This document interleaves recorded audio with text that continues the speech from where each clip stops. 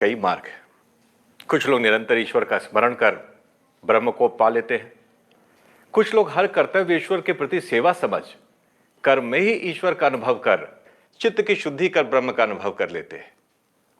पर बुद्धि के द्वारा, तर्क के द्वारा ब्रह्मानुभव कैसे हो सकता है, जबकि शास्त्र बार बार कहते हैं कि उसे तर्क के द्वारा नहीं जाना जा सकता। राजन, तर्क से हम ब्रह्म को नहीं जान सकते, पर तर्क उस तक पहुंचने का मार्ग बना सकता है। कैसे? राजन, तर्क द्वारा ही हम इस संसार को मिथ्या समझ सकते हैं। तर्क द्वारा ही जीवन की नश्वरता सिद्ध होती है और तर्क के द्वारा ही हम इस हमेशा बदलते रहने वाले संसार को समझ सकते हैं। जब हम अपनी तर्क बुद्धि से यह जान लेते हैं कि उस परम सत्य के अलावा दूसरा कोई सत्य अस्तित्व में नहीं है, तब हमारा मन उस सर्वोच्च सत्य में एकाग्र होने लगता है और यही एकाग्रता मार्ग बनती है ब्रह्मानुभव का। गुरु द्वारा शास्त्रों का अध्ययन श्रवण कहलाता है, उस शिक्षा पर विचार मनन कहलाता है, जो ग्रहण किया गया उस पर लगातार ध्यान निधिध्यासन कहलाता है। श्रवण, मनन और निधिध्यासन ज्ञान योग की शाखाएं हैं। शास्त्रों के अध्ययन और उस पर निरंतर ध्यान करने से ही ज्ञान योग में प्रगति होती है। राजन, ज्ञान से बड़ा चित्त की शुद्धि का साधन नहीं।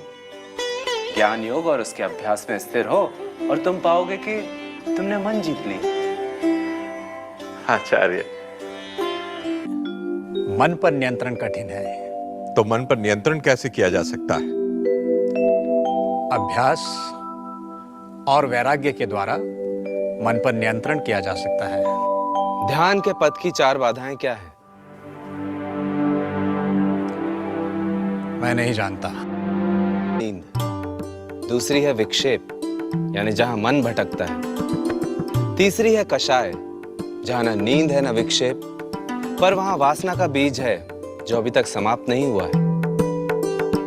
यह सभी वासनाएं ध्यान के मार्ग में साधक को आगे बढ़ने से रोकती हैं। चौथी बाधा है रसास्वाद, जहां व्यक्ति ध्यान की अवस्था का आनंद लेता है और आगे नहीं बढ़ पाता है। शिवराम कृष्णन, ब्राह्मण देवता को क्या पुरस्कार दिया जाए? मैसूर महाराज से दान और संतुष्ट नहीं होते तो वे महाराज से कह के पुरस्कार की राशि कम करवा देते, और कभी कभी तो विद्वानों की सिर्फ यात्रा का खर्च भर मिलता। इसीलिए विद्वान शिवराम कृष्णन से नाराज थे। गुरुदेव, विषय चाहे जो भी हो, शिव रामकृष्णन चर्चा में कूद पड़ते हैं और अपने तर्कों से विद्वानों का मुंह बंद कर देते हैं। महाराजा मैसूर को खुले हाथ दान तक नहीं देने देते हैं। माना कि वो तर्क शास्त्र में सबसे श्रेष्ठ है, लेकिन इस तरह दूसरों को नीचा दिखाना कहां तक उचित है? शिव रामकृष्णन के इस तो शब्दों के युद्ध से अनुभव किया जा सकता है। शिवा,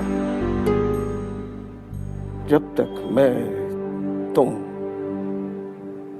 मेरा विचार, उसका विचार, मेरी महत्ता, उसकी महत्ता जैसी द्वैत भावनाओं से तुम मुक्त नहीं होते, तब तक तुम्हारे ज्ञान का क्या अर्थ है? इसलिए तर्क करना है तो स्वयं से करो और अपना मुंह बंद रखो।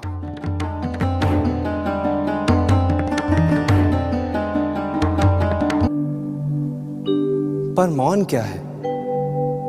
मैं नहीं बोलता, पर मेरा मन लगातार विचारों के रूप में बोलता रहता है। जब तक मैं मन का मुंह बंद नहीं कर देता, तब तक मेरा मौन मौन कैसा? शिवराम कृष्णन ने अपने विचारों पर ध्यान करना शुरू किया और निरंतर साधना से उन्होंने अपने मन का मुंह भी बंद कर दिया। अब वे विचार शून्य, चित्त और मन से परे आनंद की परम अवस्था में थे।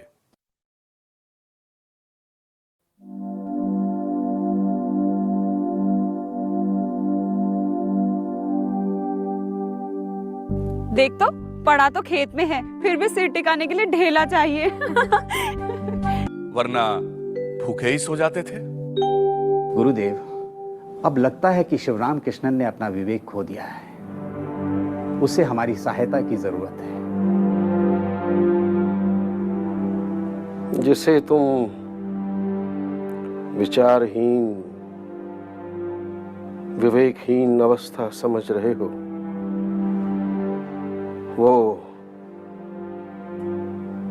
ब्रह्मानुभूति की अवस्था है, योग की अवस्था है। वो कर्ता, भोक्ता, ज्ञान अज्ञान, पूर्ण अपूर्ण, सुख दुख और इस संसार से परे जा चुका। वो जैसा है उसे वैसे ही रहने दो। उसे किसी की सहायता की जरूरत नहीं है। वो ब्रह्म में जी रहा है, वो ब्रह्मलीन है, वो सदाशिव हो चुका है।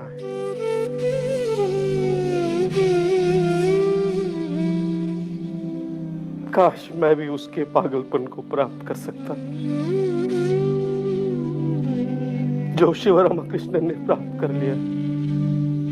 सदा शिव की अवस्था में रहने वाला सदाशिव।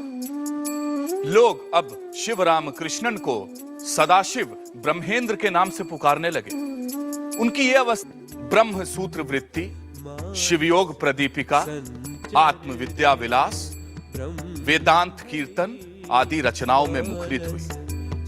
क्या सर्वोच्च ज्ञान मौन की ओर ले जाता है?